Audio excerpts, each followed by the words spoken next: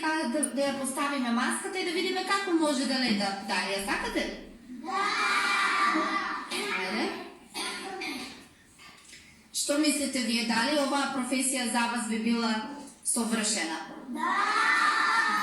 Зошто? Мартин? Затоа што може да остави чист воздух. Да, може да го остави чист воздухот. Зошто? Како? Затоа што погретаме тоа не е пуста. Точно така. Би сакале ли некогаш вие да можете да летите? Да! Мислите ли дека костумот на Дарија ќе биде успешен? Да! Хајде да видиме сега како Дарија може да лети.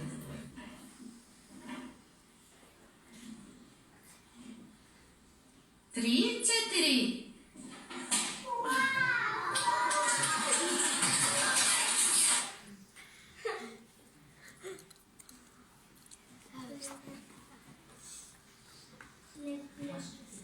Нашите финални продукти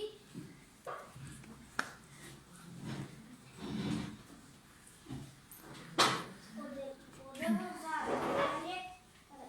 ракета за теренскиот учител, роботи за програмерот, рака за пренење отпадници.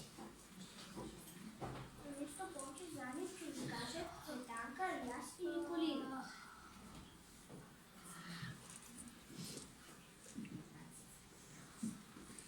Јас оваа рака ја направив за собирање отпади, за заштита на животната средина и за заштита на здравието на луѓето. Со оваа рака се работи лесно и едноставно. Се прикачува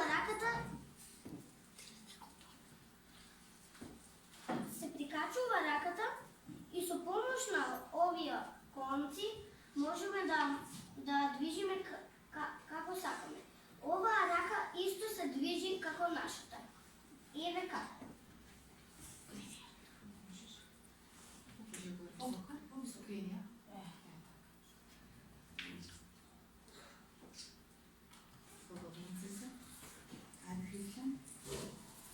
Јас направив ракета, за да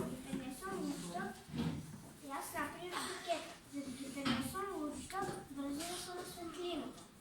Кога кажете, че има потреба, јас ќе отидам и ќе помогнам на сите. Пример, дали ако има потреба да им помогнам со математика, јас ќе отидам и ќе се телепортирам кај неа. Ќе откачам материјали на учениците преку компјутер. Кога кажете, че има потреба, јас ќе помогнам на сите.